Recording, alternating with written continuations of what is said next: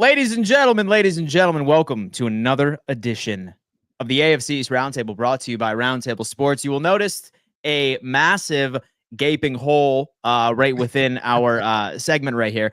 TD Finstock, MIA, put him on a milk carton. We have no idea where he is.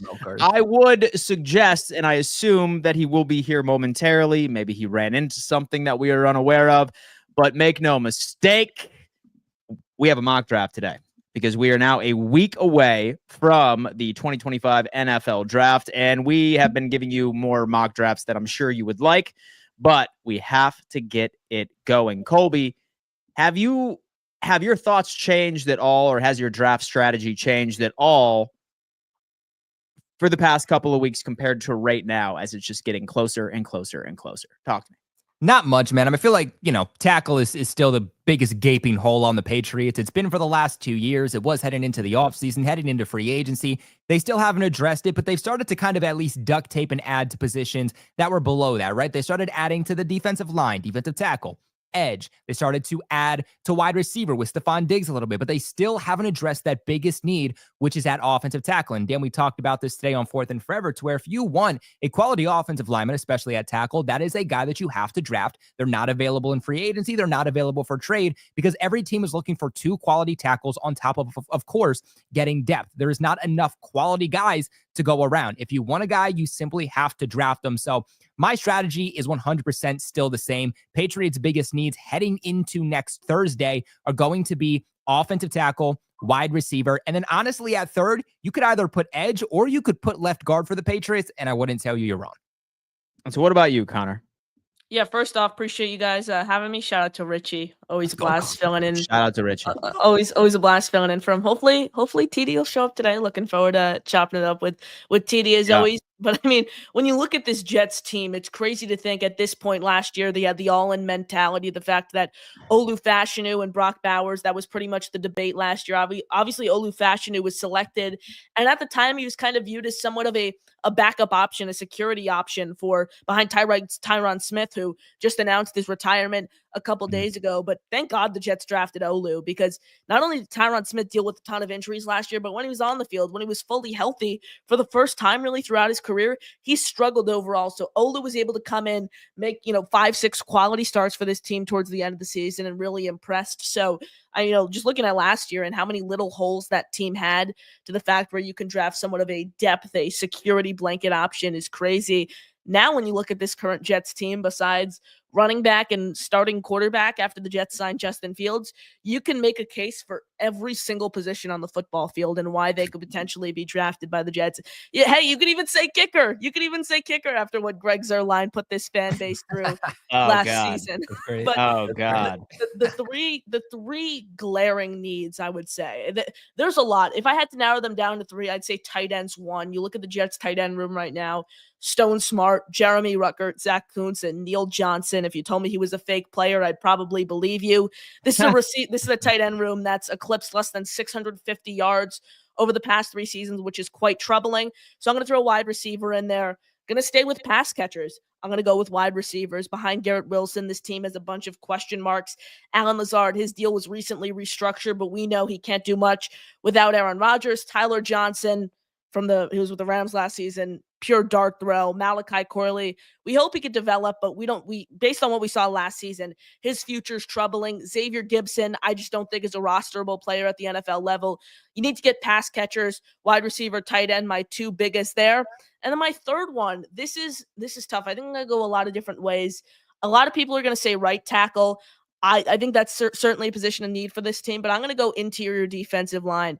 The Jets have struggled over the past few years to plug someone next to Quinnen Williams, and now we're hearing the Mason Graham hype potentially as an option at number 7.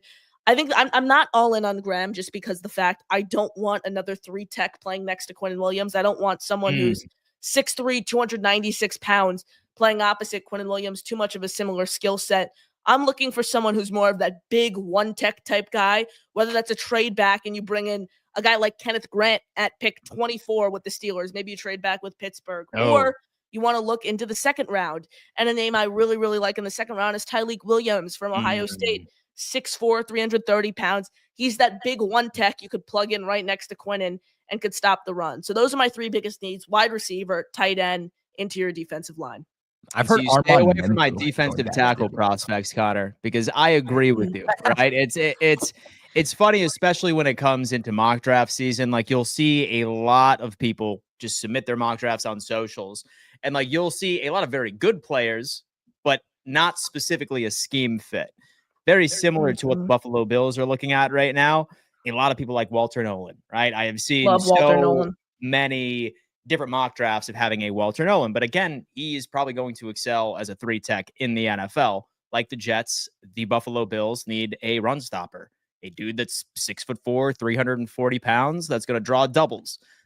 Say, for example, he has a little bit of pass rushing chops. I'm completely fine with it, but adding 2 additional 3 techs doesn't make sense. Doesn't do And anything. that is the case for quite a bit. Now, it's funny, guys, because you know what? At the beginning of mock draft season, I have been saying, I was like, I would be completely fine if the Buffalo Bills, every single pick that they walked away with was on the damn defensive side of the football, with the exception of maybe 1 wide receiver. Now I am doubling down on that, especially since I ended up finding an article from Sharp Analytics the other day that showed how effective Josh Allen is in the playoffs. Did you know that Josh Allen, statistically, for the past 5 years, has been the most efficient quarterback in the NFL postseason? I am talking number 1, Chiefs. top 1, top 3, top 1, top 3 in EPA per dropback, touchdown interception ratio. Like, he has been absolutely all elite. those Super Bowl appearances too, Dan. I mean, damn, he is killer. All those wins over KC. Gosh, well, let me tell you what. Listen, as much as I was disappointed in watching Josh Allen throw the pads on and run reps with the linebackers during that 13 seconds game, you know what I mean? It's the defense that needs to actually bail my guy out. But it doesn't matter because things are about to be answered. We have a mock draft simulator popped up, baby. And let's just say that we are going to be conducting a 3-rounder since TD Finstock is MIA. Bear with me here, guys. You're going to be booted out for just, well, never mind. Hey, yo, Jets Media. StreamYard, on the Jets Roundtable. StreamYard has updated real fast. It Shout is out to my Jets guy, Roundtable, Ryan. but it has 3 people here. Maybe we'll do I'm it. Jake Asman. This is crazy. Jake Asman? No, never mind. There you go. There you go, man. Much better. Let's go on ahead and get this mock draft fired away. And I cannot wait to see the strategy. Since TD Finstock is MIA, we will be drafting for him. We can sabotage his team, say that we find that fit. Will Johnson, we first can take round. it seriously. That's what I'm saying. All right, so we're going to go on slow-ish mode. Right, Do feel free to take any trade down requests and or tell me to pause real fast if you plan on trading up at any given moment. The AFC East Roundtable mock draft 97.0 kicks off right now. Look at that. Damn. Okay. You're cooked, Colby.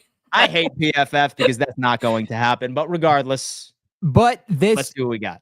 So, like, I don't like the order, but realistically, like, those are the first 3 players that should be off the board. So maybe they didn't go in the exact order that is the most realistic, but but wait, Vince Pass said, can you guys send the link? TD got a fill-in? Did TD have a fill-in and we didn't know about this?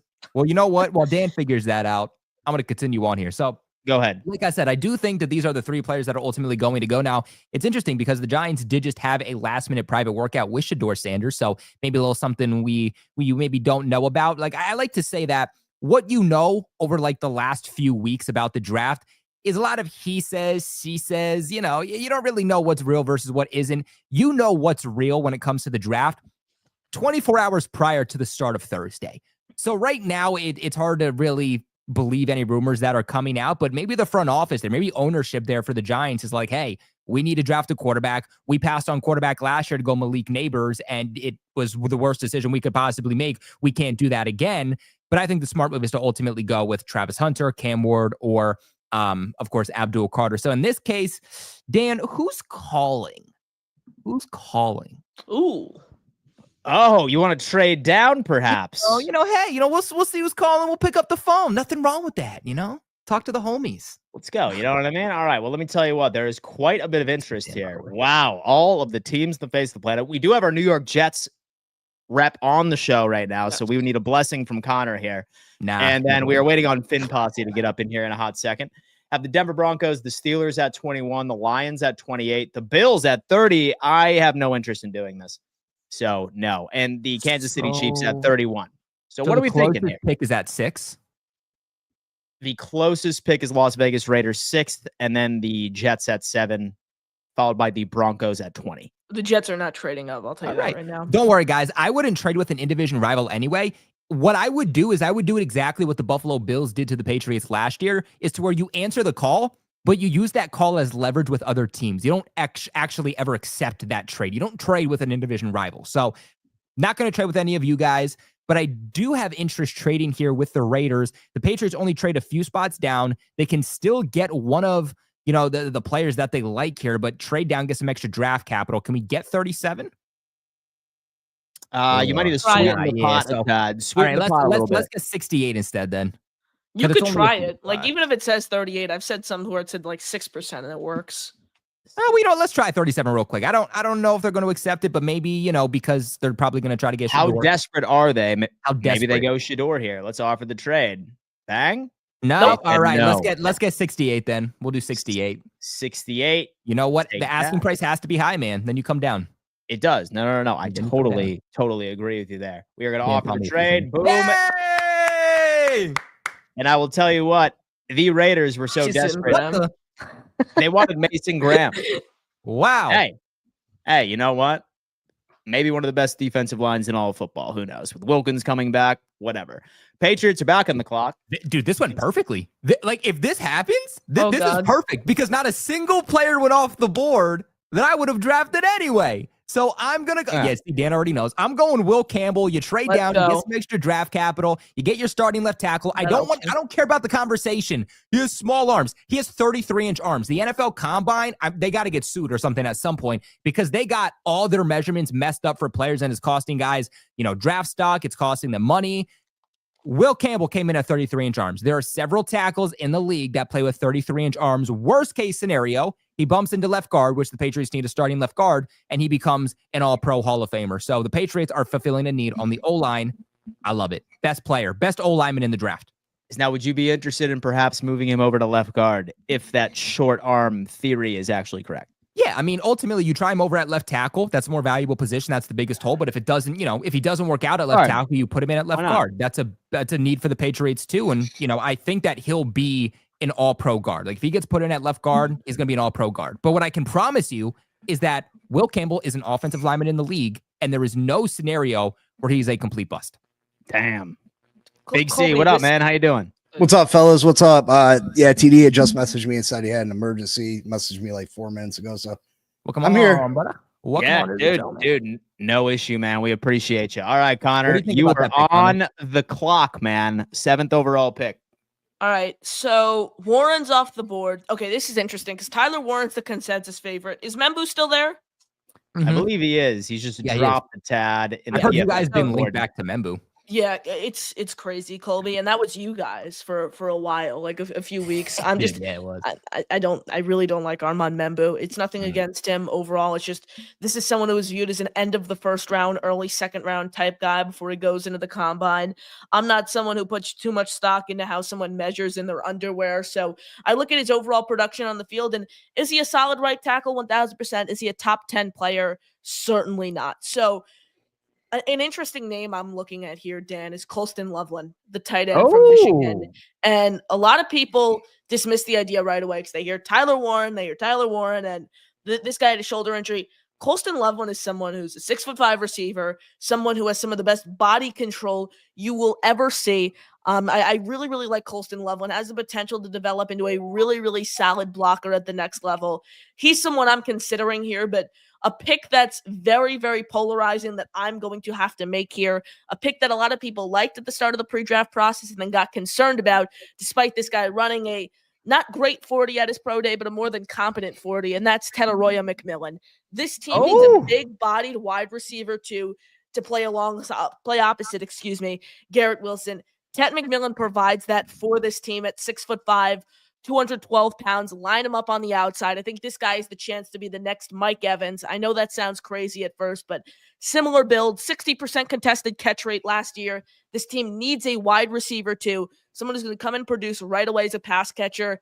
Dan, I'll take Ted Arroyo McMillan, wide receiver from Arizona. Dude, you know what? A curveball. I did not see this coming, but quite frankly, I do like it. Listen, makes you know sense, what? though, right? A quality wide receiver room needs a different list of skill sets, player per player. Now you got your 50-50 contested catch guy. 60-40, Dan. 60-40. Garrett Wilson can be that guy in the slime. Then you got guy. Ted on the What outside. it is. The only thing, like I don't love Ted at like 4, but I was like, if the Patriots trade down to get him, I wouldn't mind it. I personally like hate those Mike Evans comparisons. Like every time Patriots fans are like, we got to go Ted. He's the next Mike Evans. What are you talking about? He's Marvin Harrison Jr. I'm like, why are we comparing a guy to a first ballot Hall of Famer that even if he misses half the season, he's still putting up 1,000 yards? I see more Drake London. I see a guy that's going to consistently put up like 900 yards a season, low end 1,000 yards. But I just don't think Ted's ever going to put up like 13. I'll take that all day, yards. though. I'll take that all day. Oh, yeah, still a good receiver. Yeah. Is he going to be a top 5 receiver? No. Yeah. Is he going to be a top 10? I don't know about that, but maybe. Yeah. Dude, listen, I do not hate the pick, right? I would hate this pick if somebody was drafting him to be their wide receiver number 1. And the Jets already have a wide receiver number 1, and that's Garrett Wilson. Like, they need somebody that could actually be that big body red zone target, solid contested catch guy. I'm okay with the Jets selecting them, but say for a team that is desperate for like a true wide receiver number 1 is going to dominate in targets and get well over 1,000 yards each and every single year. No, I would probably hate it. Big C, man. Dude, thank you so much for coming on in, dude. You were on the clock, 13th overall pick. Holy shit, your team's in shambles, man. My bad. Man, you can go anywhere, Big C. It's How looking you doing, Big C? What's going on, Connor? Thanks for having me. I always love being here. Yeah, the team's in shambles. I don't know what's going on. Chris Greer gives a press conference yesterday saying we're trying to win now, but we're trying to trade all our best players away. We're not spending any money in free agency. I don't know what's going on, honestly. What trades we got offered to us here? Because we got a lot of holes. I like that, Big C. I like that. Trade down. Well, there are some suitors here, but it's a pretty significant drop off. The closest trade up would be pick 28 to the Detroit Lions. Damn. The Kansas City Chiefs are at 31, and then the Patriots at 38, and the Panthers at 57. What the hell? Oh, man. At 57. Wow. Yeah. What are the Lions offering us? 28. So that is a pick swap, and then you would need to go on ahead and see what else you could finesse off of them. So it's just to get 6. Is this just are we just doing one round here? We're doing 4 rounds, my friend. 4 rounds. Quattro. At least 60. Probably even more too, because that's a big probably drop see it's significant. Yeah, that's a big drop. No, I think you need to get 2 4s as well. Honestly, like, honestly, you should picks. get a future first. But like, if we're just trying to get draft picks for this year, then Yeah, I'm just gonna try to get some for this we year. saw the report with the Jets, with the Falcons that trading down 8 spots, the Jets could potentially pick up a 2026 first, which is insane. 13 to 28 would net you a first. So the funny thing is here is that so according to the PFF mock draft simulator, you could basically take all of their picks. You can, but then when you when you press offer trade, it declines it. I've tried that before. Let me see if he'll give me them first 4 though. Let's see. Offer the trade. Take that. It was accepted. Wow. Nice. An additional 4. So you could move around a little bit, man. You can move around a little bit. Listen, if you want to trade up, do me a favor and tell me to pause at any point, and I can do this as we lock in. All right. I'm definitely gonna want to trade up to the top of the second, but all right, man. All right. We're gonna have to see. All right. A little bit here. Resume the draft. And the Detroit Lions ultimately took Will Johnson. Jalen Walker goes sooner than I thought. Will Johnson after they signed DJ Reed in free agency. I don't see that happening. I think the Jets took their guy. I think they want a tight end. Who knows? And you know what? Warren was off the board though, Big C. So we have the Miami Dolphins 28th overall pick right now, and they are looking at Gray's able went right before. A few of options. Oh, that sucks. What do you got? Sucks.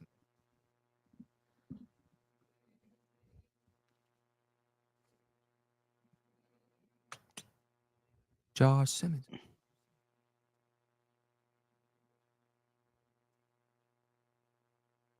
Can you imagine if the Ravens got Emin Wari too? You are a big Kyle fan of Nick Hamilton. Emenwari. I'm Yeah, a him big and Kyle fan Hamilton. of Come on. Nick Amanwari is the best safety in this year's draft. I'm by a big far. Yeah. fan Not of even close. Makuba. Who's The tackling offensive- issues who scare me, offensive Colby. lineman? It's like 14%. Yeah, like Yeah. it's starting to worry me a little bit. But if he can get that under wraps, that guy's a star. 100. We have about- Josh Simmons from Ohio State's probably your best option here. He has experience at right tackle, but for the past 2 years, Mainly played a left. Yeah. What about defensive tackle? Only problem for Josh Simmons that he's also coming off of a season-ending Yeah. injury, so he's not going to start for you week 1. Connor Lee, I think, is the best tackle here. What You have about- Derek yeah. Harmon, you have Tyleek Williams, you have Omar Norman Lott, who is What about- skyrocketed up the board. What about corner? Big time pass CD? rusher in that interior. Yeah, Norman Lott, though, there's motor concerns. Trey Yeah, Amos, definitely you not have an every down Benjamin guy. Morrison, you have Maxwell Hairston, Siobhan Revel. Give me Benjamin Morrison. Wow. Benjamin Ooh. Morrison, cornerback out of Notre Dame, highly productive, but he did recently just have a hip surgery. Will he be able to be the same? Who knows? That's a Chris Greer special. It's a Chris Greer special, you say. All right, so you know what? I feel like I'm going to trade down here All right. because obviously this Buffalo Bills team needs a couple of different players, specifically in interior defensive tackle of the future, a one tech. I do need a corner as well, but I don't really like a lot of these players that are here. I see a couple of my targets a bit later in the draft. I could go Trey Amos here at 30, but I think I'm going to do something a bit different. I'm going to trade down, see who is interesting.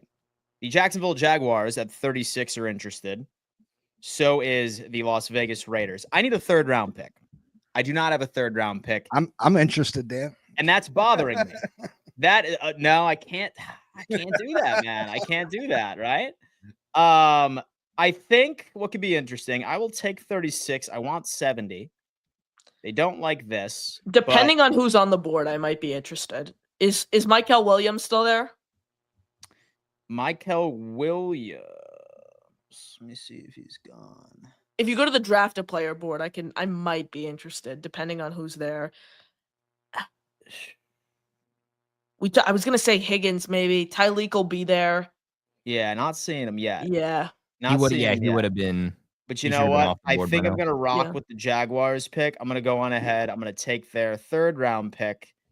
And I'm also going to give them a 4th and see if this works. 61, it should. Wow, that's crazy. All right. You know what? I'm going to throw in another one right there. 132. You're probably gonna give him 169, honestly. I'll give him 169. There you go. Yeah. Come on, don't feed the 169. pot too Forget much, the man. compensatory. I'm good. We got things. We got 3 2nd round picks, but have no fear. I might be feeling sick. Yeah, there we go. I traded down. We are resuming the draft. The Jaguars traded up. and I they wanna- received- I want to trade up. So whenever you pause. Oh, we want to trade up. Miami Dolphins are trading up to the New York Giants, 34th overall. What are you willing to give up for this? Talk to us. Try to give him 68 or 60 and So that would do it right there. yeah, I don't wanna 100% get- too, I don't want that's to get. great. So I you don't could want to probably just walk away I with don't- 98 too. try not to give him 48. Try to give him 60 and 98 instead So of you 40. could you could walk away with just giving them 48, a pick swap, and then 102. That's Yeah, it. I'm trying not to give up 48 at all. okay. See if you can't give him 60, Trying to keep that 98. second. Yeah, 60, 98, and 102. yeah, try that. Oh, I said no. maybe if you got like a 7 on top of You that. got so many picks this year. Wow. Yeah, give him a couple on the 7th, the two at the end. Add on to that. Did that move it? Come on, man. What? Come on. I feel like you might need to throw in 135. All right, go ahead, try it. That'll do it. Yeah. Or All 150. Here, you know what? I'm helping you out. Okay, so you've traded up. Congratulations. What are we doing? Go back to the corners. Pierce Jr. is still there. Wow. Corners. Talk to me. Oh, I'm not that high on Trey Amos. Didn't you take Benjamin Morrison in the 1st round? I did. You trying to double up? All right. I mean, we need to. If Ramsey gets traded, we're real short on that position. Yeah. Give me Amos. Wow. Damn, 2 back-to-back corners, ladies and gentlemen, for the Miami Dolphins. No safety yet. Welcome. Well, Chris Greer says Welcome our in. starting safeties are in the building. Who, Ashton Davis? Oh, Dan broke it. That's what he said. Dude, there's no way Dan that broke the simulator. How did I break the simulator? I feel like No, everybody's on. this just happens sometimes, dude. I did this like live on one of my shows, and it happened in like round 1. Most embarrassing thing. I couldn't even restart because I was live. So it's just going to continue to like load. Well, that's the end of today's video. Appreciate you guys for tuning in to the AFC East Roundtable. It's a oh my god. I like to use Draft Buzz because it allows you to trade players and stuff too. You could trade players on here. Oh, can you? Yeah, Yeah. you can trade players. The as thing I don't like well. about Draft Buzz is like some of the draft positions for the players are inaccurate at times. Okay. All right, we're gonna have to start over, folks. Yes. Don't worry, we're gonna turbo this bad boy and get back to where it was. That's and then crazy. I remember everybody's picks too, so no issue here. Well, I might get better trade offers. You might get a better trade offer, 4 rounds. Let's lock it in, and don't worry, we're gonna speed through this. Okay, we already got that, and then Colby ended up selecting. Who did you select? Or not texting me. I got Will Campbell. Will Campbell. Ted Ted. McMillan goes to the Jets. Dolphins traded down. And with Big C, when he double dipped on the cornerback position, it broke the system. I was like, what are they doing? What are they doing? What about that offensive line, Big C? Come on. Yeah. All right. You ended up trading down. You had the Denver Broncos were at 20. We're going to go on ahead and give you some stuff here. 51 you could take. 85 ain't going to do it. 51's cool. 20 and 51's cool. 20 and 51's cool. Cool. Okay. And then you want a corner at 20.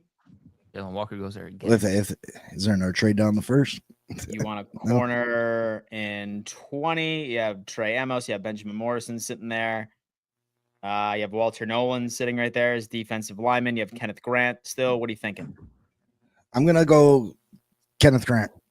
Kenneth Grant, solid defensive tackle, absolute stud. The Buffalo Bills. Not much of a pass rusher though. Damn. No. Okay, Buka went. I was going to trade back in.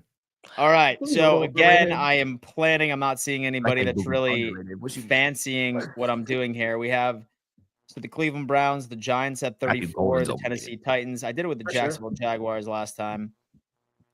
I'm on 70. And I said that I would also give them a 4th. I'll give them a 5th round next year too. Whatever. Accepted. Cool. All right. Bang, bang. I want to trade up. You want to trade up? Yep. To the Tennessee Titans. What do you got?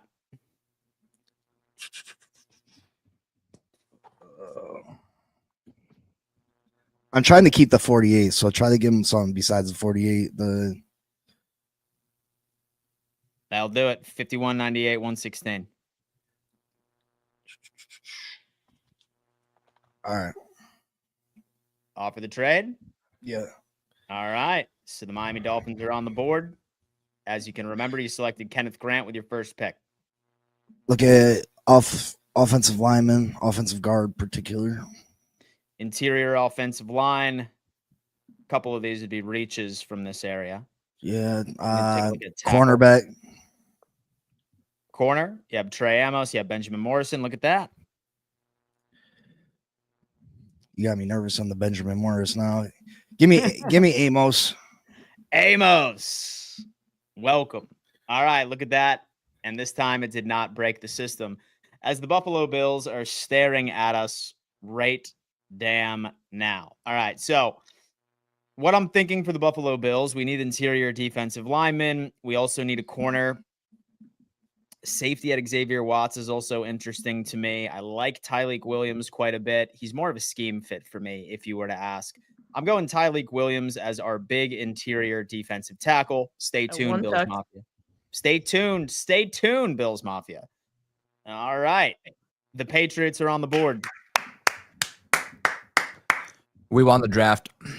Okay, first off, Josh Connolly's not dropping this far. Second off, I know exactly where I'm going. We are going to wide receiver, baby. And Jaden Higgins is still on the board. We are giving up, baby. We are giving up on the Javon Baker experiment. We are getting our big outside guy. He can play in the slot if need be, but about 6'4", killed it at the Senior Bowl. Dan can attest. This has been my guy from the start.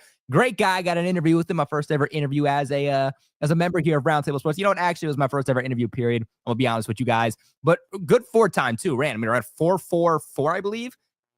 Yeah, I ran a 4.44.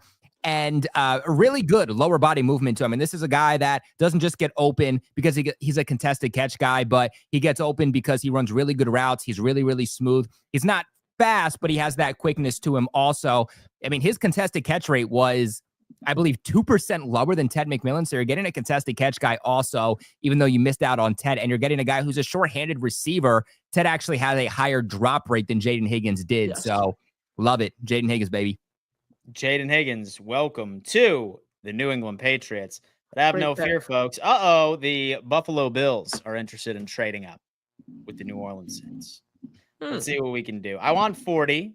I am going to give them our pick that we received from the Stephon Diggs trade. I'm also going to throw in 132. And they'll also throw in a 4th-round pick. Man, these guys are being stingy right here, man. They're really not liking it. Hey, you know what? Throw in some of those right there. That's good. That's good. Anyway, I'm going to offer the trade. Bang, bang. The Buffalo Bills are on the board. Now, a corner is very interesting to me. Now, I'm not sure if you guys saw, but the Buffalo Bills have welcomed in James Bradberry on a free agent visit this morning. Oh, now, wow. I understand he was hurt last year in 2022 second-team All-Pro. An absolute cluster of a defensive coordinator situation over in Philly his final year, where he still played decent, not anywhere near to where he was. I think the Bills would be okay with making a move on a corner that perhaps would not be able to play until about week 4, week 5. But make no mistake, if this young man did not tear his ACL, I was convinced that he would be the number 1 corner to go in this draft if he were to play the full college season. Give me Siobhan Revell. Corner out of East Carolina. His size is absolutely through the roof. I'm completely fine with us throwing out a Dane Jackson and or a Jamarcus Ingram as CB2 for the first couple of weeks, if necessary, as Siobhan Revell ends up ramping up. I think it's just it's too hard for me to pass. It's too hard for me to pass, folks. Siobhan Revell. Darius Alexander. That was a name I liked. Had a 30 visit with the Jets. I do like Darius Alexander too. Go ahead. Yeah, very, very solid. This is interesting. Colby, another player you interviewed, Landon Jackson, is on the board. And that's someone I really, really like. Someone I think is really, really solid off the edge as a pass rusher, as a run stuffer. Omar Norman Lott, another guy, 30 visit with the Jets. Again, though, Dan, like we mentioned earlier, not that big one tech that I look for, that I think you can get in one of the later rounds. I want a defensive lineman who's over 320 pounds who can come in and produce right next to Quinn Williams immediately. Again, TJ Sanders, another one, great player. No, thank you. The guy I'm eyeing right now in this scenario is Alfred Collins in the 3rd round, not right here, but in the 3rd round. The guy I'm taking, I don't think it is going to happen, but I wrote an article about this for Jet X Factor, that if he's available at 42, you have to run this pick up to the podium, and that is Josh Connerly Jr. from Oregon, someone who was stellar against as a pass blocker, someone who was stellar as a run blocker. Really, really quick hands. I know the Jets signed Chukwuma Okorafor in free agency and have Max Mitchell, Carter Warren under contract. You still need that starting right tackle. If these are the first 2 picks that the Jets make on during the draft, I'm going to be more than happy. Get the wide receiver too. Get your secondary pass catcher alongside Garrett Wilson in the building, and then you address another gaping need at right tackle. So Josh Connerly Jr. from Oregon's my pick. Josh Connerly Jr., welcome to the Jets offensive line, protecting Justin Fields. Man. Yep. All right. Look at that, dude. And Omar has been falling a little bit despite his skyrocketing up the PFF big board. Big C. Here we are, man. Just to run you through. So you've addressed defensive line. You've addressed the secondary. What do you got, man? Yeah, Landon Jackson coming off the board. The pick before hurts. Let's look at the interior offensive lineman. Let's take a look at these bad boys. Let's see. Interior offensive line. You have Tate Ratledge out of Georgia. He's Jared Wilson, the center. Seth McLaughlin. And so did you say he sucked, Connor? No, I said he's very solid.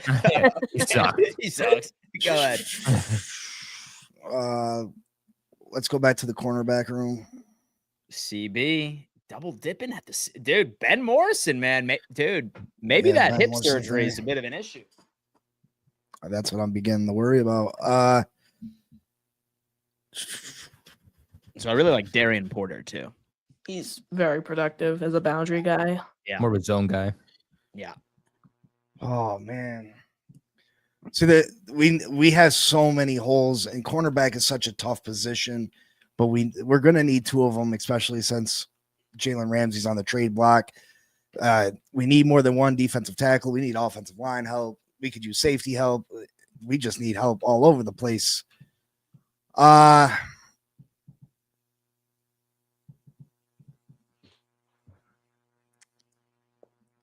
Winston's coming off that injury. That's the hard part. He would have been selected a lot higher, but he tore his ACL last year.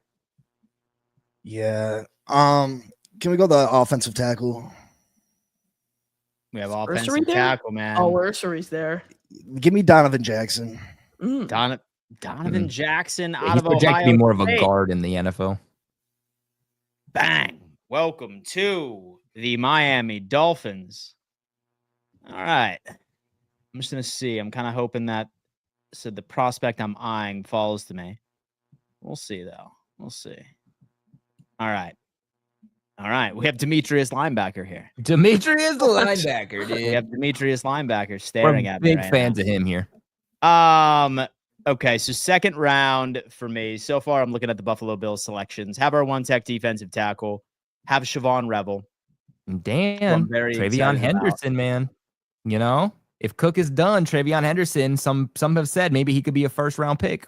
A very good friend of mine once said that running backs are like buying an avocado, right? I never said that. What do you mean? Only buy an avocado when you plan on eating it that night, right? Dan, I never said that. The Buffalo Bills do not need an avocado until next season. All right. So I am going to go with, man, you know what? Y'all know that he's been my draft crush as far as Kyle the wide Williams receiver position is concerned. I want to double check something real fast. I thought you were going to wait. click on Makupa. I was like, the missed tackle rate. Stay away, damn it. No, it's Only not going to be 14%. that. It's not terrible just yet. However, it continues. when you were talking about an absolute assassin when it comes to press man coverage, he has taken more ankles than I have seen. He runs a full route tree, big bodied. He's played X throughout his career. He is a true X, absolute stud. Kyle Williams, welcome to the Buffalo Bills. 4.4 40. He's a vertical threat, solid separation. I'm very happy about this pick. Fast riser. Fast riser. Yeah, he is. He is. I've been preaching the Kyle Williams gospel for quite some time. Damn, Dylan Colby. Sampson. Dylan Sampson goes a pick before. And Oh, all Ursery, right. too. Damn. All right. This Patties, is man. What do we got at edge? I'm surprised you're not taking your boy Jalen Royals, bro. Nah, Oh, we you already got you already got your Higgins. They're Yeah, different okay, what types did of you say? receivers, but So what what do we at have where? edge? What are you saying? Edge. Edge. Let's take a look. All right. Oh, Ugh. we have Olu. We have Josiah Stewart, Stewart's great. Savion Jones. All right. I have an idea here. So I'm going to pass on this, although I really do like Aladejo. He's someone who started to show out at the Senior Bowl. Really good length to him. But I'm going to go with best player available because that's the mantra of the Patriots this offseason. They're switching things up, and they're going best player available with their picks and not necessarily, hey, what are our needs in order? So I'm going to look at Andrew Makuba here, and he's one of the best players left on the board. Now, I know Connor's a little bit concerned about his missed tackle rate. It has gone up each and every single year, 13 missed tackles this past season, but that is something that you can coach out of someone, right? I care about the intangibles, those God-given talents. You either have them or you don't. And Mukuba does have them. Tackling is something. Have him tackle the little circular pad in practice, for a few hours afterwards, and he'll be fine. But this guy's gotten significantly better each and every single year. He's a free safety. He'd be a plug-in starter for the Patriots there. I'm going to Andrew Mukuba. Hey, you know what, man? He's clearly a free safety. He's clearly a free safety. He can play in the box, but he's more of a free safety. Dude, you know what, man? Say, for example, right, that like his coverage is that insane on paper. Who cares? Say that he misses 30 He's good at stopping the run, you know what I mean? Really good at stopping the run. His acceleration downhill, Colby's also pretty solid. Yeah. He just over pursues sometimes. He gets a tad too aggressive. Yeah, we should have time to chill a little bit. He'll be good. That's what I'm talking about. All right, so I'm sitting here looking at the Buffalo Bills so far. My final pick. Thank God I have a third round. However, I have Tyleik Williams, I have Siobhan Revel, I have Kyle Williams. Now, I could go about this a couple of different ways here. Double dipping at the defensive tackle position has been something that I think Buffalo would be interested in doing. Wide receiver, not so much. However, I do think that an edge rusher would make sense. Now, Olu is a very raw prospect. He's very raw. I think that he needs a bit more development, but Joey Bosa is only under a 1-year contract right now. Safety is intriguing, but this is a strong safety. We already have 2 strong safeties that are likely going to be starting as a tandem this year within Cole Bishop and Taylor Rapp. This would just be redundant. I need a safety that excels in coverage. I will be targeting Billy Bowman in the later rounds of the NFL draft. I love Billy Bowman. However, I think based off of where I am looking at it, I don't believe that we need a linebacker as much as people really think that we do. They're like, oh my God, Matt Milano, he's going to be he's done after this year with his expiring contract. But the Buffalo Bills run the nickel, and there's only 2 linebackers out there at any given moment. We're completely fine. That is a future pick, and this Buffalo Bills team does not need to be making future sort of experiments and developmental guys until next year. We need day ones. I think Olu is the pick here for me out of UCLA. There we go. Nice pick. All right. So we went Tet in the first, Josh Connerly Jr. in the second. All right. So we got the wide receiver, Trey Harris, cross him off the list. Winston, I like. The injury scares me. Go over to edge, please, Dan. Go over to edge, man. Let's see. See what this is all about. All right. Yeah, that's my pick. That's my pick. Elijah Roberts, any day of the week. I was talking about him the other day. I mean, this is someone who can kind of replace what John Franklin Myers did for this team in 2023, playing that tweener type role. Could play inside, could play outside, has that versatility. Huge fan of Elijah Roberts. His run defense overall as a pass rusher as well, really, really solid. Great testing at the combine. Great size at, what is he, 6'4" to 250 something of that nature. Great size, great burst, the versatility, something I really like. At the NFL level, I see him kind of coming in as that 4-3 defensive end, but he also provides some depth inside as a 3-tech type guy. So Elijah Roberts, without a doubt, there's my pick. And now you literally shore up what I called the 3 biggest needs for the Jets in the first 3 rounds of the draft. In getting that edge guy who can come in and play inside for you, getting your wide receiver too, and getting a tackle. Look at that, man. Listen, guys, so far, here's a look at everybody's team. Have the Buffalo Bills with Tyleik Williams, Siobhan Revel, Kyle Williams, and Olu as an edge rusher. Miami Dolphins, Kenneth Grant, Trey Amos, Donovan Jackson, tackle out of Ohio State. The Patriots, Will Campbell, Jaden Higgins, Andrew Mukuba, and the New York Jets. Let's take a look. We got Tet McMillan. We have Josh Cornley, and then also Elijah Roberts. All right, and the Patriots are back on the board. Damn. What do you got? Okay, let's go to tackle. Let's go to tackle. Do you take Campbell? You want to double up? Pillows solid. I do like Chapillo. They also do have connections back to Boston College for obvious reasons, but Bill O'Brien is the head coach there, the former offensive coordinator for the Patriots, former head coach for the Texans. So you know that they're going to have their eyes in on Ozzie Chapillo and Donovan Ezeraku. But Ozzie Chapillo, to me, if they draft him, it would be more so as a swing tackle, and then you hope that he develops and becomes your starting right tackle at 6'8", when Morgan Moses is done. I don't hate that pick, but what I'm going to do is I'm thinking more who's going to be a plug-in starter still, and Patriots still need a starting left guard. I'm going to go with somebody by the name of Wyatt Milam. He's listed as a tackle, but when he transitions to the NFL, it is expected that he is going to be a guard. And I think he's going to be a starting left guard for the Patriots, makes that transition from left tackle to left guard. And now the Patriots offensive line is officially shored up. Yeah, I love Wyatt. He's a great pick. Wyatt Milam, West Virginia. Welcome to the New England Patriots. As the draft continues to climb, it's been a while since the Miami Dolphins have had a pick, Big C. Yeah. Do they got any more? Yeah, I They think we do, got but it's one all in more. the fourth round. It's all in the fourth round as of right now. Nice. I think we gave up a little too much for that second round. Move up. Lathan Ransom is someone I really like. Just saw him go off the board. He's a great safety. Great against the run. Great ball hawker. Damn, Colby, how many picks you got, man? This is my last one, man. What do you mean? Talk to us. It's the last one. Let's see who's on the board. I feel like when you get to the fourth round, it's really just about, okay, who's on the board? Who do we feel like we can kind of view as a diamond in the rough? You're kind of taking chances when the fourth round comes up.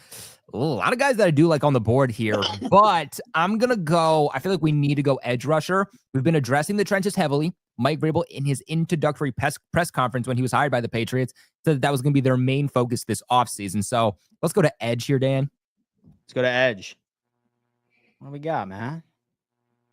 So I do like Savion Jones, but I'm going to go with a guy that they've been linked back to as of late. They met with him just today. Coming out of Texas, Barron Sorrell. This is a guy who is still putting it together as a run stopper. 13.4% pass rush win rate. He's much better at getting to the quarterback, which we know is what Mike Vrabel is going to view very highly in his edge rushers. I don't think he's going to be a number one guy, but here in the fourth round, you're looking for a guy who can contribute and just give you some more out of your pass rush department. I think he can do that. Welcome to the team, Barron Sorrell. Oh, man, we have the Jets cooking up here in a second. All right. What do you got, man? He's there. All right. I got to make this pick. I mean, this is as close to a sure thing. You address all four of your needs. That's Harold Fannin Jr. from Bowling Green, without a doubt. This is someone who, you're going to pull the card of he went to Bowling Green. Of course, he's going to light up the stat sheet. This guy hung over 130 yards against Penn State, scored 2 touchdowns. This is someone who just should have won the Mackey Award, in all honesty, was robbed by Tyler Warren last season, led all FBS tight ends in receiving yards and touchdowns, was a consensus All-American, someone who it's going to be tougher for him to block at the next level, given he's 6'3", 230, but can develop into somewhat of a blocker, but most importantly, is a deep receiving threat for you. And tight end is one of your biggest needs, adding bodies, adding guys who are going to come in and contribute right away, especially in the receiving game. Give me Harold Fannin Jr. This team addresses their 4 major holes in a 4-round mock draft. Harold Fannin Jr., welcome to the New York Jets. I got questions about him. Friend of the podcast, but friend of the podcast. You got Buffalo questions? Bills. I have questions about him because he's somebody who's expected to be a better receiver than a blocker. He's saying that he's still trying to put himself together as a blocker. That's something he told me. And, from what I saw at the Senior Bowl, was inconsistent there. From what I saw at the Combine, looked really slow, really sluggish in his 3-cone drill. Looked like he was about to knock every cone over. So if you're supposed to be better as a receiver, I expect you to look a little bit better. I think he's going to fall a little bit. I think he's going to be a 4th-round pick. And I just, you can't not look at those numbers. Colby, the Combine, obviously Senior Bowl, that's great. But I mean, those numbers that he put up, the missed tackles forced, the yards after the catch, the just yards in general. And what he but put at on Bowling tape Green, dude. I mean, 130 yards into, he played better against Penn State than Tyler Warren did against Bowling Green. Yeah, I think when he transitions to the NFL, it's going to be a little bit more tough. I think at best, he's a tight end too. When I asked him his comparison, he goes, Isaiah Likely. So he's modeling his game after a tight end too. I like that though, a 4th-round pick. If you can get a tight end 2 in the 4th round, I'll take that any day of the week. Yeah, I like Isaiah Likely. Jets could have had him over Jeremy Ruckert. Folks, the Buffalo Bills are trading up with the San Francisco 49ers. As you can see, we have Tyleik Williams, Siobhan Ravel, Kyle Williams, and Olu out of the edge. The Buffalo Bills need a safety, somebody that specifically dominates in coverage. And I am a massive fan of this gentleman right here out of Oklahoma. I really think that he is a true free safety, somebody that can excel in a McDermott system. A solid pick. I could go Kobe Bryant as a double dip at the cornerback position. However, I'm not going to go that direction. I am going with my gut. Billy Bowman, you are a Buffalo Bill. I'd like to trade up too, Dan, if we can. Try. Like to trade up. All right. Miami Dolphins. What do you plan on giving the Colts, man? Talk to us. Let's see. Let's see if we can't give them a third next year. Wow. Just a third next year, 2026. Oh, yeah, I'll offer that. Damn. The Dolphins, they're here, man. Guard tackle. Go ahead. Let's look at defensive tackle again. Defensive tackle. Oh, Ty Robinson. You have JJ Puig. Okay. Yeah, give me JJ. Yeah, JJ. he's great.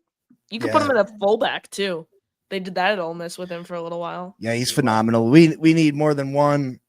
Shore up the trenches for the Miami Dolphins. Build this team the correct way. Finally, build the team the right way, man. I appreciate that. And Patreon's not working for me. Uh-oh. What's up with it?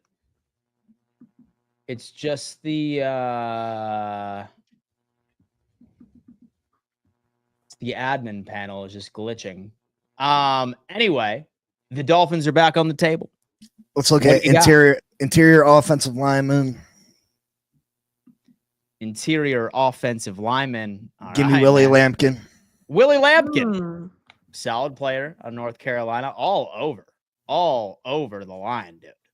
Left guard, center, right guard, has experience everywhere. He's just a little undersized. If he was a bigger player, he'd be a second round pick.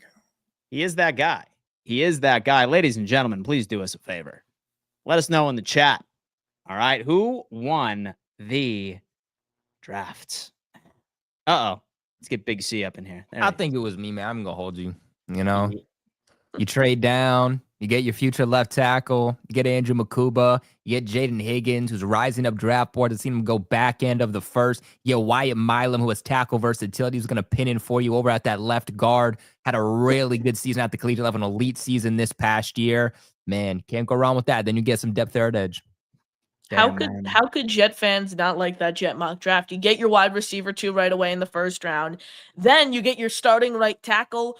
You add your tight end and Harold Fannin, and I'm not blanking on Harold Fannin was our last pick. I'm blanking on the third round selection we made. Yeah. I think trying to think of who it was, but we addressed the 4. Oh, it was what's his name? The edge. Elijah Roberts from SMU. 4 biggest needs addressed in the first 4 rounds. I just don't think it gets any better than that for the Jets on draft night. No, not at all. Like, I'm sitting here reflecting on the Buffalo Bills side of things. And as much as I feel like everyone's upset, they're like, oh my God, please just don't trade up with the Kansas City Chiefs again, which I hate that narrative more than anything. I do think that trading down is certainly something that could potentially happen, but make no mistake. Like, we have 10 picks right now. And realistically, there is no way that all 10 players ultimately end up making this roster, right? Like, once we get past the 5th and the 6th round, we're just drafting for the practice squad at this point. Need to address day one starters. That is hands down the most important thing that this Buffalo Bills team could do. Big C. I mean, dude, I'm sitting here trying to finesse a way where Miami could come back, man. Like, hell of an offseason for you. Like, might I say right now, right? Like, first, it's Tyreek Hill. He's been going off. He's been saying a bunch of stuff.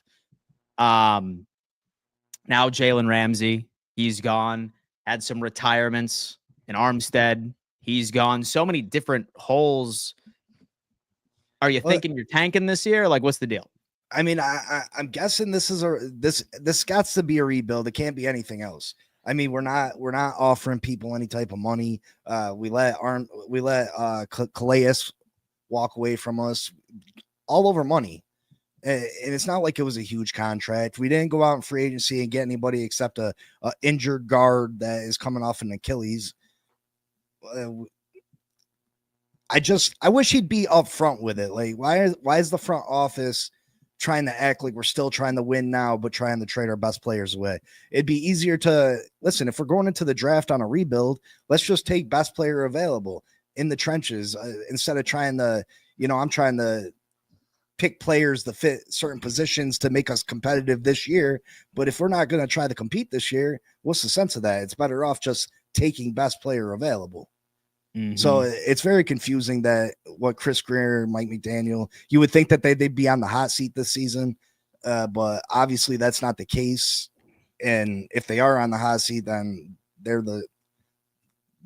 stupid as all hell, because you're going to lose your job. We're not going to be very good this year. Mm-hmm. And if Stephen Ross plans on replacing them, why are they in control of this draft? Why are they in control of this team right now?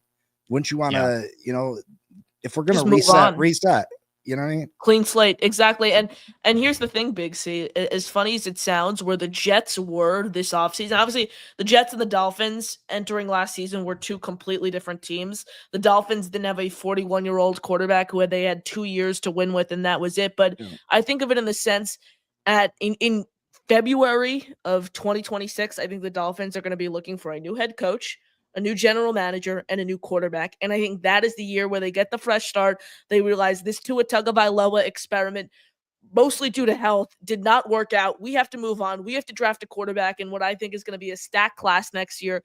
We need to find a new head coach. We need to find a new GM, and we officially have to tear this down and start from square one after you've already traded Tyreek Hill and Jalen Ramsey. And it's terrible that it's came to that, because, again, we were not that bad a team, but we just didn't make any moves, and now we're allowing we're gonna ship off our best players. I mean, we missed the playoffs by one game last year, and people can debate whether Tua's the answer at quarterback. I personally think that his health is his that's the major issue. You can't rely on someone that can't stay healthy. As far as his playing ability, you can argue if he's good enough or not. I felt like he was good enough to win with. We were really good in 2023 last year. Tua gets hurt again. We missed the playoffs by one game, and we don't come out and try to get better. Tua missed 6 games last year. If Tua starts them 6 games, we make the playoffs. So we were a playoff team last year per se, and we go into this offseason acting like we don't know what we're doing. Like, we're not going to just try to fill the few holes that we have. We create more holes. And it just doesn't make sense to me. And now we're in a position where it looks like it's all downhill, and it's frustrating because we still got the same 2 clowns running this team, and it's ridiculous. Man. Well, I'll tell you what, it's everybody's favorite time as we welcome in Glenn. Glenn, what's going on, man? Hey, Colby, you want to help me out so we can see? Hello there. How y'all doing? Hey, man, how you doing? Man, What's up, Glenn? y'all so wrong. Y'all so wrong about Miami. You know, Why? they are not trying to tank or anything. What they're trying to do is get Tua the MVP. Because after last year, we all know that you don't have to have the best stats. You don't have to have the best team. All you have to do is have a sucky team at the beginning of the year where everybody says you're sucking. And then if you get into playoffs, you don't be MVP. Didn't Josh Allen do that last year? So Lamar did it 2 years before that. So I guess you're right, Glenn. Yeah, I guess you're right. That's what they're doing. They're just want to suck where Tua could win. Because I hate to say it though. Here's what don't be the bad part about it. Tua's going to have a winning record. He ain't never not had a winning record. Every season he's had a winning record when he started. So there's no concerns at all, like going into this season.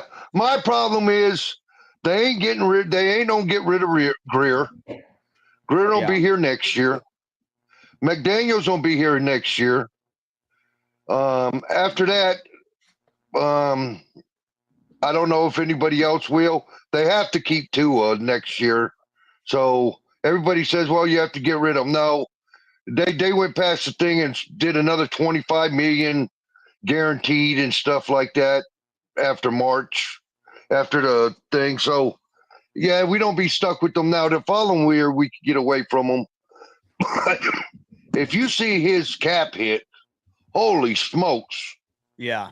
Yeah, it's insane. It would make Denver's cap hit. They took on what's the name look small.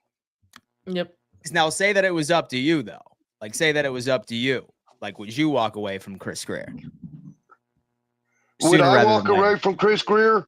Yeah. Yeah, I would already walked away from him. He's the problem is he in 2020 when we were supposed to be building through the drafts, then McDaniels comes and all of a sudden they say, oh shoot, we have to win.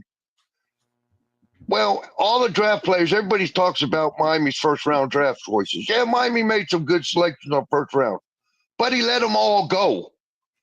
Yeah. You let them all go because you brought in these high priced. If you look at Miami's thing, they got 2 players over 20 million a year, and then they got 2 other players over 15 that's sucking up them, and they're on the dip back end of their careers, except for Tua. Yeah. I mean, you could get only player you could really get rid of after June 1st this year is Chubb. Everybody says that Ramsey's gone. Everybody says that Ramsey's gone, but I just can't even see that cat have been for a cornerback is high. That cap hit for a cornerback is high. Miami ain't giving them up. Now, they won't be able to trade them before the draft, so you can give that up. And it'll be very hard to trade them after unless another team wants to take on his or restructure them or something. That's the only way we trade him before June 1st if another team takes on a lot of the salary. No, you can't. Even if you can, you still it will pop up there. I just can't see it happening. Not with the guy that actually he had a good season last year, but for his standards, it was bad. He was not that good last year per his standards. Well, it just doesn't make sense that the Miami Dolphins are tiptoeing in the water now. You already jumped in the deep end when you gave Tua the contract extension last year. You're already all in. So go all in. Why are we trying to get over to the shallow end of the pool now and get rid of Tyreek, get rid of Jalen Waddle or Jalen Ramsey? I don't think they don't get rid of Tyreek. It's just they don't get rid of Tyreek. It's absolutely ridiculous. Tyreek is not gone. We're creating more holes than what we initially started with. We are. But if I'm Weaver, I'm pissed. If I'm Weaver, Anthony Weaver, I'm pissed. Yeah. Because I'm supposed to have this defense, and now you look at this defense, and this shell of itself. I don't know. Now, Weaver could do some amazing things because he did better than I thought he would last year with what the talent he had, and he didn't have great talent. They struggled overall, though. But they were still in the top 10 in defense. In DVOA and like in total defense, but I mean the Jets had a top 10 defense in total defense last year. They weren't a top 10. I don't call the Jets a top 10 defense by any means. I think if you weigh in what the Dolphins did overall, they were a top 15 to 20 defense last year. They stopped the run. They were one of the better stopping run teams, and their passing thing was the thing. What you look at though, when you're looking at that, is teams that scored. What points did they allow? I don't care about the other stats. It's where they ranked on scoring. I'll check that now. And I'm not for sure about that, but that's where you really rank a team. How many times? I mean, of course, a team might not drive 3 or 4, but the 2 or 3 drives that they have, they scored touchdowns. That's a killer. For sure. In points per game, Miami they ranked the 8th least, 9th least. So slightly above that. And that is why they were close in a lot of games. Yeah. But I mean, at the same time, the Jets ranked 6th in that metric. Yes, and you were close in a lot of games. Your problem is with the Jets. With the Jets, your offense sucked at the first half of the season. Then when it started to roll, and couldn't finish it. it Couldn't hit a game winner. Couldn't hit a game winner. 1-6 with the game on the line to go down on the field and score. and that's the difference. The difference is now look at Buffalo. Their biggest thing was they had like what 34 turnovers. Yep, something crazy like that. And first of all, if you think you don't get 34 turnovers this year, you're crazy. That was a big part of Bill's winning thing was their defense. Turning the ball over a lot. Yes. And stuff. I don't know. I just don't know about Miami. There's a lot left in the season. There's a draft, and then they'll sign some players after June 1st. They'll be looking for the old retired guys that got dropped from their team. But you did have it right though. What you should have did, Doug, Big C, was go for all the injured players. That'd be realistic. Guerrero would have took all the injured players. Oh, well, they got potential and stuff, and that's the one reason. That's the one reason I didn't want Tua. Not because I didn't think he could make it. I just didn't want him because of his injury in college, and it was the pandemic, so the teams didn't even get to work him out. So why take a chance like that? He sent videos around the teams. Well, who cares, man? That's like a pro day. You know, you go into a pro day and they say, they already have their 20 passes already thrown. If you can't see what they did and stuff, and I don't know. It's just, I don't know where Miami's going. I'm thinking they're going for the MVP. They going in the this toilet. year. They're going for the MVP. Because they have a sorry team. All they have to do is have a winning record and they'll make MVP. Because Josh gets it that way. Oh, man. I'm not going to bite. I'm not gonna bite. No. You don't have to. But no, hey, TD ran, I understand. He's been gone for like 4 weeks now. Yeah. I think, does he He's even been work here taking a anymore? hiatus, man. He's been taking a vacation or something. Hey. I don't know. Hey, does he even work here anymore? It's a great question. I don't know. Why are we paying that man? You know? Hey, CB taking over. Yeah. I mean, he ain't been here 1, 2, 3, 4 weeks, I think. Yeah. Well, But from what I understand, he's about to start. Okay. Hey, you guys have a good night and stuff. And I enjoy it. Just we'll see what happens. I don't know. I just think Tua would still screw us, and he'll have a good enough season, but not be good enough. And be good enough that he'll win 8 to 9 games, and that's about it. That's rough. Glenn, we appreciate you, brother. Yep. Thank you 8 so to 9 much. games. Yep. Appreciate you, man. That's Glenn. It's the Glens here. Last but not least, we have Dwayne coming on in. What's up, fellas? What's up, man? What's up, Dwayne? Big Hey, C, Connor doing a great job coming to represent Appreciate the you. team. Thank you you. for coming on the show. Appreciate your support. Obi, you've got to be smiling right now. Always. With everything that's going on in this division, especially with Miami. We rising. Big C, question for you. Isn't it best that you guys just tank at this point? I mean, seriously, it looks like your team has totally lost respect for your head coach. Your coach just doesn't. The whole Mr. Nice Guy persona your head coach has had for the last couple of years now, it seems like he's flipped to Mr. I'm done with the BS.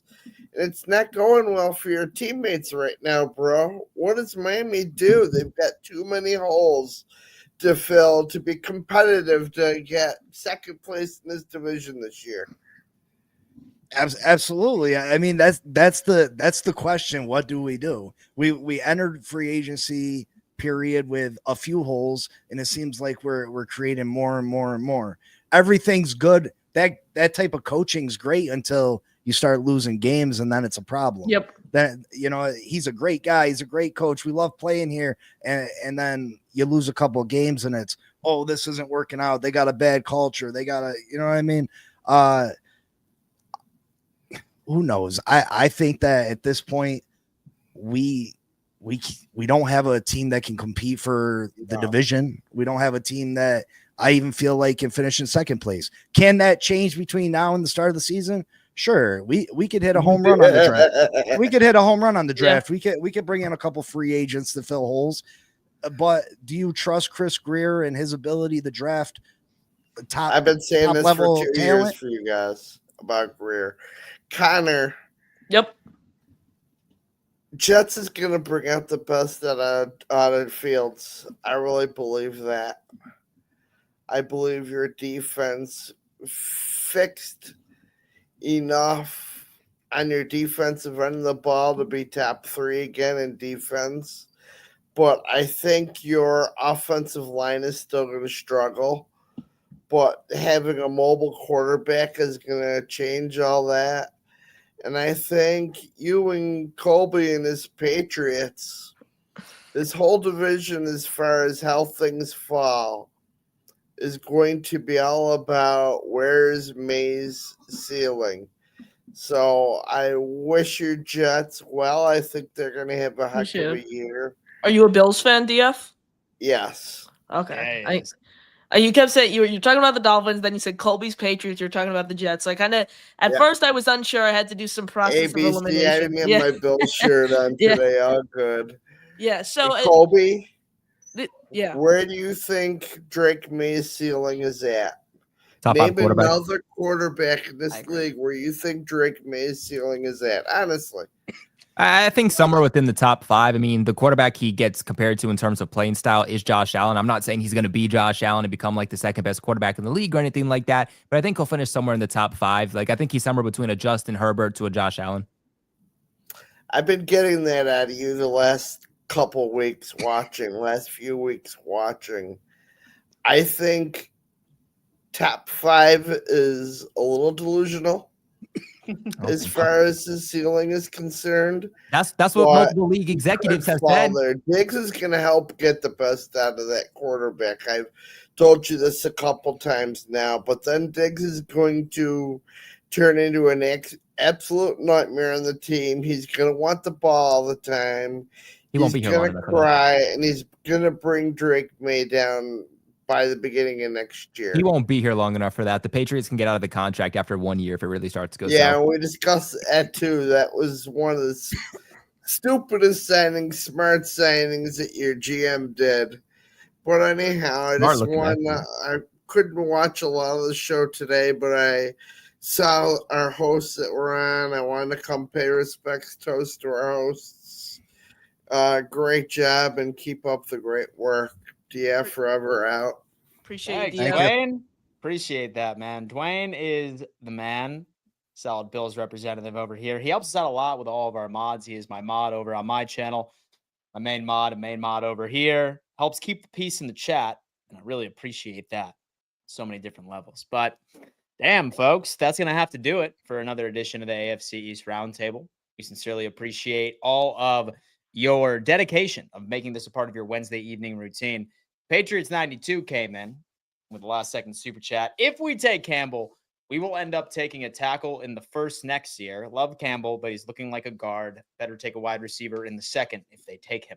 No, I think we just need to let's just wait, right? I think a lot of people hated Will Campbell because they want this sexy player. They want the flashy player. I want the wide receiver. I want the guy whose jersey I can go buy. I want the guy whose highlight reel I can make. I don't want the guy who's going to be the best for the team necessarily. But if you want the guy, you want the splashy plays, that has to come with good blocking, whether it's in the run game, whether it's in the passing game, and that starts with the offensive line. Everyone hated Will Campbell because it was 32 inches. Then it came in at 33, and everybody's like, oh, but like still, he's not going to work out. Came in at 33, multiple tackles in the league that have made it work. Let's just see how it goes. I mean, the fact that he looked this good, he is the offensive lineman, the offensive tackle in this class, and he went up against at LSU some of the best edge rushers that are in this class, and arguably the best edge class in NFL draft history, I think says a lot about the player he is. Damn. Colby is pounding the table. Will Campbell. I appreciate that. But all right, guys, let's go around the table, say our goodbyes, starting off with Colby. Go ahead.